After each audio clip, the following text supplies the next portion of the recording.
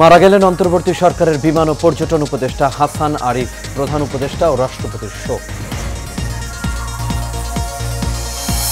Fire সার্ভিসের 12টি ইউনিটের চেষ্টায় নিয়ন্ত্রণে আসলো উত্তরার রেস্তোরাঁর আগুন, আহত অবস্থায় 7 জন উদ্ধার। এবং তৃতীয় শেষ টি20তে ওয়েস্ট ইন্ডিজকে 80 রানে হারিয়ে হোয়াইট ওয়াশ করল বাংলাদেশ। ম্যাচ সেরা জাকের, সিরিজ সেরা মাহাদি।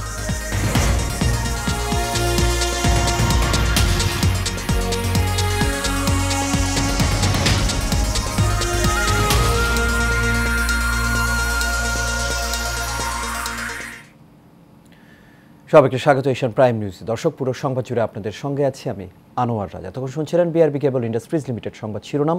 এবার চলে যাচ্ছি পুরো খবরে। অন্তর্বর্তীকালীন সরকারের বিমান ও পর্যটন এবং ভূমি উপদেষ্টা এএফ হাসান আরিফ মারা গেছেন। তার মৃত্যুতে শোক জানিয়েছেন প্রধান উপদেষ্টা ও রাষ্ট্রপতি। বিকেলে রাজধানীর একটি হাসপাতালে তার মৃত্যু হয়। এই বিষয়টি নিশ্চিত করেছেন উপদেষ্টার সহকারী একান্ত সচিব মোহাম্মদ আবিদ চৌধুরী। গত 8 আগস্ট অন্তর্বর্তীকালীন সরকারের উপদেষ্টা হিসেবে শপথ নেন এএফ হাসান আরিফ। এএফ হাসান আরিফ 2001 থেকে 2005 সালের 28 এপ্রিল পর্যন্ত অ্যাটর্নি জেনারেল হিসেবে দায়িত্ব পালন করেছেন। এছাড়া ফখরুদ্দিন আহমেদের নেতৃত্বে তত্ত্বাবধায়ক সরকারের আইন, বিচার ও সংসদ বিষয়ক মন্ত্রণালয়, ভূমি এবং ধর্ম মন্ত্রণালয় বিষয়ক উপদেষ্টা হিসেবে দায়িত্ব পালন করেন।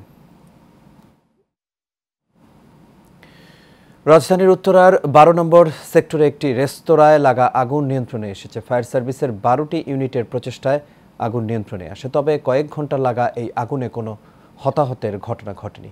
সাব্বির রহমানের ক্যামেরায় শেখ সোহাগের রিপোর্টে দেখুন বিস্তারিত। সকাল 10টা 8 মিনিটে উত্তরায় 12 নম্বর সেক্টরের লাভলি রেস্টুরেন্টে লাগা আগুনের ভবনের প্রচণ্ড ধোঁয়ার সৃষ্টি হয়। পরে ফায়ার সার্ভিসের 12টি ইউনিটের প্রচেষ্টায় দুপুর 2টা 2 মিনিটে আগুন নিয়ন্ত্রণ এসেছে বলে জানিয়েছেন ফায়ার সার্ভিস। আগুন নিয়ন্ত্রণে কাজ করতে বেগ পেতে হয়েছে ফায়ার সার্ভিস কর্মীদের। ঘটনায় রেস্টুরেন্টে ভবনের উপর আটকে পড়া 7 জনকে উদ্ধার করেছে ফায়ার সার্ভিস। আমরা এখন পর্যন্ত যেই 7 জনকে উদ্ধার করেছি তার মধ্যে 6 জন মহিলা এবং তার মধ্যে একজন অন্তঃসত্ত্বা মহিলাও রয়েছেন এবং একজন পুরুষ রয়েছেন। তারা সবাই যার যার চিকিৎসা নেওয়ার জন্য হসপিটালে গিয়েছেন এবং আমরা এখন পর্যন্ত কোনো ডেড ভিকটিম অথবা অন্য কোনো ভিকটিম পাই নাই। ফায়ার সার্ভিসের মিডিয়া সেলের কর্মকর্তা আনারুল ইসলাম দোলন বলেন, প্রাথমিকভাবে আগুন লাগার কারণ ও ক্ষয়ক্ষতির পরিমাণ জানা যায়নি। হোটেলে থেকে আগুনটা বিস্ফোরণ হয়েছে। আমার ছোট ভাই ছিল, ও লাভ দিয়ে 3 তলা থেকে পড়ছে। ওরাই এখানে দেখা কাটা ছিল, এখানে কাটা ছিল, অনেক জায়গায় কাটা ছিল হয়েছে। একটা বড় মতো ব্লাস্ট হয়েছে। ব্লাস্টের পর পুরো চারিদিকে আগুন ছড়ায় গেছে। ছোট ভাই ফোন দিছে এখানে আগুন লাগছে। আমি এসে দেখছি তাৎক্ষণিক কয়েকটা বড় সিলিন্ডার আপনার বাস্ট হয়েছে। আগুন লাগার ঘটনায় এলাকায় এক ধরনের উদ্বেগ ও উৎকণ্ঠার দেখা দিয়েছে। শেখ সোহাগ, এশিয়ান টেলিভিশন, ঢাকা। সংস্কারের নামে নির্বাচন বিলম্বিত করলে জনগণ তা মেনে নেবে না বলে মন্তব্য করেছেন বিএনপি চেয়ারপারসনের উপদেষ্টা জয়নুল আবেদিন ফারুক। সকালে জাতীয় প্রেস ক্লাবে জাতীয়তাবাদী চালক দলের আলোচনা সভায় এই মন্তব্য করেন তিনি। এ সময় তিনি বলেন, জনগণের নির্বাচিত জনপ্রতিনিধিরাই বাকি সংস্কার করবে। জয়নুল আবেদিন ফারুক অভিযোগ করেন, জাতীয়তাবাদী শক্তিকে নির্মূল করতে ষড়যন্ত্র এখনও চলছে। আওয়ামী দোসররা যাতে বাজার সিন্ডিকেট করতে না পারে তার বিরুদ্ধে ব্যবস্থা নেওয়ার আহ্বান জানান তিনি। এ সময় তিনি আরও জানান, ভারত সহযোগিতার নামে লুটপাট করে নিয়ে যাবে এক দলকে ক্ষমতায় রাখতে দেশের গণতন্ত্রকে ধ্বংস করবে, সেই ভারতেই বিরোধিতা অবশ্যই করবে তারা।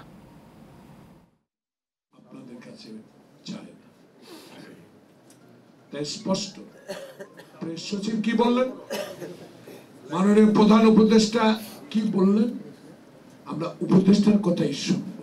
অনুগ্রহ করে রোড ম্যাপ সুনির্দিষ্ট দিয়ে দেন, নির্বাচনের তারিখ ঘোষণা করে দেন। কে কি বললো এটাতে কিছু আসে যায় না। জনপ্রতিনিধিরাই ঠিক করবে কোনটা পুরোপুরি সংস্কার হবে, কোনটা হবে।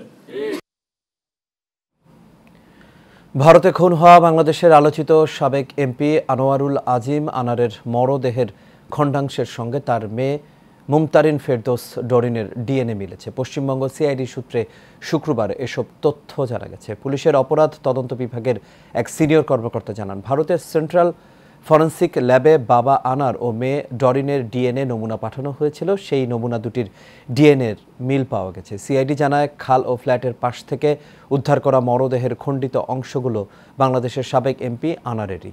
গত নভেম্বরের শেষ দিকে কলকাতায় গিয়ে ডিএনএ নমুনা জমা দেন তার মেয়ে মুমতারিন ফেরদৌস ডরিন। চলতি বছরের মে মাসে কলকাতায় নিউ টাউনের সঞ্জীবা গার্ডেন্সের একটি ফ্ল্যাটে খুন হন ঝিনাইদহ 4 আসনের সাবেক সংসদ সদস্য আনোয়ারুল আজিম আনার। হাঁটি হাঁটি পাপা করে 6-এর ছন্দে পা রাখল বস্তুনিষ্ঠতার প্রতিচ্ছবি আর দায়িত্বশীলতার প্রতীক দৈনিক দেশ রূপান্তর। এই উপলক্ষে রাজধানীর বাংলা মোটরের রূপায়ণ ট্রেড সেন্টারে প্রতিষ্ঠানটির কার্যালয়ে প্রতিষ্ঠাবার্ষিকী অনুষ্ঠানের আয়োজন করা হয়। এ সময় দেশ রূপান্তর প্রকাশক ও রূপায়ণ গ্রুপের চেয়ারম্যান মাহির আলী খান রাতুল বলেন, তরুণদের উদ্যোগে যেভাবে এগিয়ে চলছে দেশ, সেভাবেই এগিয়ে যাবে দেশ রূপান্তর। আর রূপায়ণ গ্রুপের চেয়ারম্যান লিয়াকত আলী খান মুকুল বলেন, নতুন বছর একটি সুবর্ণ সময়ের বছর। 2025 সাল দেশ রূপান্তরের জন্য একটি সুন্দর বছর হবে। বিস্তারিত নূর মোহাম্মদ ভূঁইয়ার রিপোর্টে। বস্তুনিষ্ঠতার প্রতিচ্ছবি আর দায়িত্বশীল প্রতীক দৈনিক দেশ রূপান্তর পূরণ করল সফলতার 6 বছর। 6-এর ছন্দ উপলক্ষে রাজধানীর বাংলা মোটর রূপায়ণ ট্রেড সেন্টারে কেক কেটে দিনটির বর্ষপূর্তি উদযাপন করেন প্রতিষ্ঠান সংশ্লিষ্টরা। অনুষ্ঠানে উপস্থিত ছিলেন উদ্যোক্তা ও রূপায়ণ গ্রুপের চেয়ারম্যান লিয়াকত আলী খান মুকুল, রূপায়ণ গ্রুপের চেয়ারম্যান ও দেশ রূপান্তর প্রকাশক মাহির আলী খান রাতুল, রূপায়ণ গ্রুপের ভাইস চেয়ারম্যান সাইফ আলী খান অতুল, দেশ রূপান্তর সম্পাদক মোস্তফা মামুন, রূপায়ণ গ্রুপের উপদেষ্টা ক্যাপ্টেন PJ উল্লাহ, SM শাইখুল ইসলাম, ব্রিগেডিয়ার জেনারেল অবসরপ্রাপ্ত আবুল কালাম আজাদ, রূপায়ণ কনস্ট্রাকশন লিমিটেডের পরিচালক লেফটেন্যান্ট কর্নেল অবসরপ্রাপ্ত কবির উদ্দিন আহমেদ। এ সময় দেশ রূপান্তরের প্রকাশক ও রূপায়ণ গ্রুপের চেয়ারম্যান মাহির আলী খান রাতুল তার বক্তব্যে দেশ রূপান্তরকে এগিয়ে নেওয়ায় পাঠক, লেখক, বিজ্ঞাপনদাতা, হকার সহ প্রতিষ্ঠানের প্রতিটি কর্মীকে শুভেচ্ছা ও ধন্যবাদ জানিয়ে তিনি বলেন, তরুণদের উদ্যোগে যেভাবে এগিয়ে চলছে দেশ, সেভাবেই এগিয়ে যাবে দেশ রূপান্তর। প্রথমেই কৃতজ্ঞতা জানাতে চাচ্ছি আমাদের পাঠক, লেখক, বিজ্ঞাপনদাতা এবং আমাদের হকার ভাইরা, যারা আমাদের সাথে নিরলসভাবে একটা টিমওয়ার্ক করে দেশ রূপান্তরকে একটি ভালো অবস্থানে আসার জন্য সহযোগিতা করেছে, তাদেরকেও আন্তরিকভাবে ধন্যবাদ।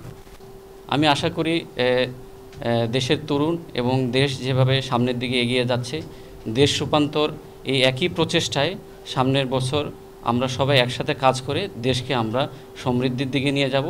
আমাদের জন্য আপনারা সবাই দোয়া করবেন। আশা করি দেশ রূপান্তরের শুভকামনা। রূপায়ণ গ্রুপের চেয়ারম্যান লিয়াকত আলী খান মুকুল নতুন বছর একটি সুবর্ণ সময়ের বছর আশা প্রকাশ করে তিনি বলেন, 2025 দেশ রূপান্তরের জন্য একটা সুন্দর বছর হবে। যে আজকে আমরা 6 বছর থেকে 7 বছরে পদার্পণ করছি, এটা আমি মনে করি দেশ রূপান্তরের সম্পাদক, প্রকাশক, সকল কর্মকর্তা কর্মচারী তাদেরই অবদান। আশা করি নতুন বছরের সামনে আমরা 2025, এটা আমি মনে করি একটা গোল্ডেন অপরচুনিটির মাস এবং পরিবর্তনের সময়। সেখানে পরিবর্তনের সাথে সাথে দেশ রূপান্তরেরও একটা পরিবর্তন আসবে বলে আমি আজকে যারা উপস্থিত সকল কর্মকর্তার মধ্যে যে এক্সপ্রেশন দেখতে পাচ্ছি, মানে উজ্জ্বল হাসি, এবং তাদের কাছে মনে হলো যে এটা নতুন উদ্যম নিয়ে কাজ করবেন, সেটা দেখে আমি আশা করছি যে 2025 আমাদের একটা সুন্দর বছর যাবেন।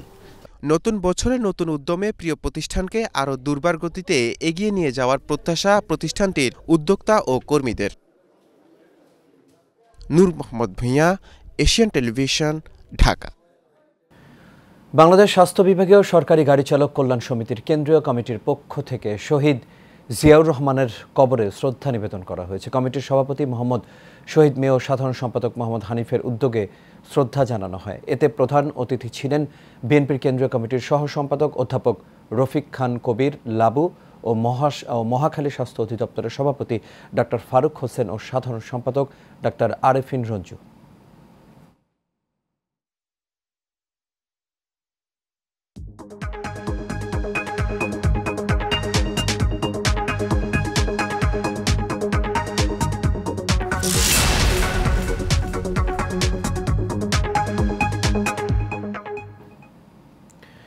এবার এক্সিম ব্যাংক বাণিজ্য সংবাদ। ভরা মৌসুমে রাজধানীর বাজারে বেড়েছে শীতকালীন সবজির সরবরাহ, ফলে এসব পণ্যের দাম কমছে। এদিকে নতুন আলুর আগমনের দাম কিছুটা কমলেও তা সহনীয় পর্যায়ে আসেনি বলে জানিয়েছেন ক্রেতারা। তবে কিছুটা বেড়েছে মুরগির দাম। এদিকে মূল্যবৃদ্ধির পরেও বাজারে রয়েছে বোতলজাত সয়াবিন তেলের সংকট। আরও জানাচ্ছেন শেখ সোহাগ। সপ্তাহের ব্যবধানে সব ধরনের সবজি কেজিতে 10 থেকে 20 টাকা পর্যন্ত বেড়েছে। বাজারে সিম কেজিতে 20 টাকা কমে 50 থেকে 60 টাকা, ফুলকপি প্রতিটি 30 থেকে 40 টাকা, বাঁধাকপি 40 টাকা, লাউ 40 থেকে 60 টাকা বিক্রি হচ্ছে। কেজিতে 20 টাকা কমে নতুন আলু 60 টাকা কেজি করে বিক্রি হচ্ছে। শীতের মৌসুমে সবজির দাম এখন বর্তমানে কমে আছে। আপনার টমেটোর দামটা কমে নাই, নাইলে অন্য সবজি 60-50 এর ভিতরে আছে। মুদি দোকানে চালের দাম বেশি, গত সপ্তাহ থেকে 1 টাকা 2 টাকা বাড়ছে। আলুর দাম বাড়ছে, সবজির দাম বাড়ছে, চালের দাম বাড়ছে, তেলের দাম বাড়ছে, সব জিনিসের দ্রব্যমূল্য অসহনীয় পর্যায়ে আছে। মানে বাজারে এসে মানে কি কিনবো কি খাবো মানে অস্থির লাগতেছে। দাম বাড়ানোর পরেও বাজারে মিলছে না বোতলজাত সয়াবিন তেল। এদিকে দাম বেড়েছে চালের। গত সপ্তাহের তুলনায় এই সপ্তাহে একটু চালের দাম বেশি। প্রতি কেজি প্রতি 3-4 টাকা বাইরে গেছে। প্রতি লিটারে 8 টাকা করে বাড়ছে। এরপরও আমাদেরকে তেল দিচ্ছে না, আশানুরূপ তেল দিচ্ছে না। তেলটা একটু রেট বাড়তি দিচ্ছে, তাও আমরা ওভাবে পাচ্ছি না। 2-3 সপ্তাহ আগে 170 টাকা ডজন ডিম বেচছে, হয়তো এখন শীতকালীন সবজি আসাতে ডিমের দাম অনেক কমছে। আমরা বিক্রি করতে পারতাছি না, অনেক দাম, কাস্টমারে বুঝাইতে পারতাছি না। 320-25 আমরাই কিনছি। অন্যদিকে বাজারে মুরগির ডিমের দাম অপরিবর্তিত আছে। মুরগির দাম বেড়েছে কিছুটা, মাছের দাম কিছুটা বাড়তি বলে জানিয়েছেন ক্রেতা ও বিক্রেতা। শেখ সোহাগ, এশিয়ান টেলিভিশন, ঢাকা। এবার থাকছে সিওটিল প্রেজেন্টস হেলথ অ্যান্ড বিউটি। অসুস্থ হয়ে চিকিৎসকের শরণাপন্ন হলে চিকিৎসক পরীক্ষা করানোর নির্দেশ দেন। আর এই পরীক্ষা নিয়ে আমাদের মাঝে অনেক ভুল বোঝাবুঝির উপলক্ষ্য রয়েছে। রোগী মাত্রই ভাবেন যে চিকিৎসক অযাচিত পরীক্ষা দিয়েছেন, আবার কিছু ক্ষেত্রে এই চিকিৎসকের অযাচিত পরীক্ষার প্রমাণও মেলে। বিস্তারিত দেখুন রিপোর্টে। স্বাস্থ্যগত বিষয়ে অনেকের ধারণা যে টাকা যত বেশি খরচ করা যায় চিকিৎসা ততই ভালো হয়, যদিও এ বিষয়টি সবসময় সত্য নাও হতে পারে। বিভিন্ন চিকিৎসক বেশি পরীক্ষা নিরীক্ষা কিংবা অতিরিক্ত ব্যয় সবসময় ভালো ফল নাও আনতে পারে। এক্ষেত্রে চিকিৎসা বিষয়ে সঠিক জ্ঞান না থাকার কারণে অনেকেই নানা ধরনের অপ্রয়োজনীয় মেডিকেল টেস্ট কিংবা চিকিৎসা কার্যক্রমের শিকার হন। রক্ত পরীক্ষা, শরীর পরীক্ষা, এক্স-রে করা, সিটি স্ক্যান করা, এমআরআই করা এখন একটা ব্যবসায় পরিণত হয়ে গেছে। আমরা প্রায় দেখি বিনা কারণে অনেকগুলি টেস্ট করে নিয়ে চলে আসছেন। দেখা গেলো যে টেস্টটা দরকার, উনি আসছেন অ্যালার্জির জন্য, অ্যালার্জির পরিমাণ টেস্ট করে দেন, ওইটা কিন্তু ওখানে নাই, উনি তো অনেক টাকার টেস্ট করে নিয়ে আসেন। তারপর দেখা গেলো যে ওনার একটা দরকার, তার কিসে অ্যালার্জি সেই টেস্টটা নাই। আমি বলেন এত টেস্ট করলাম, যে এত টেস্ট তো দরকার নাই। সবসময় টেস্টটা অনুসরণ করা ভালো। নিয়মিত বা বাৎসরিক মেডিকেল টেস্ট এখন ব্যবসায় পরিণত হয়ে উঠেছে। এখন কোন টেস্ট করতে হবে সেই বিষয়ে রোগ নির্ণয় না করে মেডিকেল টেস্ট না করাই ভালো। ইয়ারলি চেক আপ, এটা অনেকটা ব্যবসা কেন্দ্রিক। ইয়ারলি চেক আপ কেন? ইয়ারলি চেক আপ দরকার নাই। প্রথম কথা হলো ইয়ারলি চেক আপ প্রয়োজন। আমাদের সবাইকে একটা জিপি থাকা দরকার, জেনারেল ফিজিশিয়ান, ফ্যামিলি ফিজিশিয়ান যারা পৃথিবীতে এখন আছে। যেমন আমাদের এই পান্তপথ এলাকায়, মগবাজার এলাকায় যে আমরা জিপি সিস্টেম এই দেশে করা হয়, এবং জিপি প্রত্যেকটা রুগীকে মনিটর করবে। উনি মাসে, 3 মাসে, 6 মাসে একবার শরীর পরীক্ষা করবেন। পরীক্ষার মাধ্যমে দেখবেন তার কি করার প্রয়োজন, তার কোলেস্টেরল প্রয়োজন, তার কি সুগার করার প্রয়োজন, নাকি তার কোন টেস্টটা প্রয়োজন। অপ্রয়োজনীয় টেস্ট করে পয়সা নষ্ট করার কোনো প্রয়োজন নাই। তাই প্রয়োজনীয় টেস্ট করাই সবচেয়ে উত্তম এবং ভালো। চিকিৎসকের পরামর্শ ছাড়া অনেকে নিজেই রোগ নির্ণয় ও ওষুধ সেবন করে থাকেন। এটা স্বাস্থ্যের জন্য মারাত্মক ঝুঁকি। এতে করে শরীরে বাসা বাঁধতে পারে জটিল ও ভয়ঙ্কর রোগ। এছাড়াও চিকিৎসকের পরামর্শ ছাড়া যে কোনো ধরনের মেডিকেল টেস্ট করানো ঠিক নয় বলেও মন্তব্য করেন বিশেষজ্ঞ।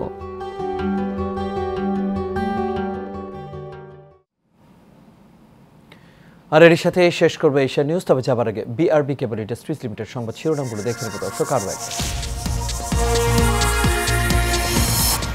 মারা গেলেন অন্তর্বর্তী সরকারের বিমান ও পর্যটন উপদেষ্টা হাসান আরিফ, প্রধান উপদেষ্টা ও রাষ্ট্রপতির শোক। ফায়ার সার্ভিসের 12টি ইউনিটের চেষ্টায় নিয়ন্ত্রণে আসলো উত্তরার রেস্তোরাঁর আগুন। আহত অবস্থায় 7 জন উদ্ধার। এবং তৃতীয় শেষ টি-20তে ওয়েস্ট ইন্ডিজকে 80 রানে হারিয়ে হোয়াইট ওয়াশ করল বাংলাদেশ। ম্যাচ সেরা জাকের, সিরিজ সেরা মাহান।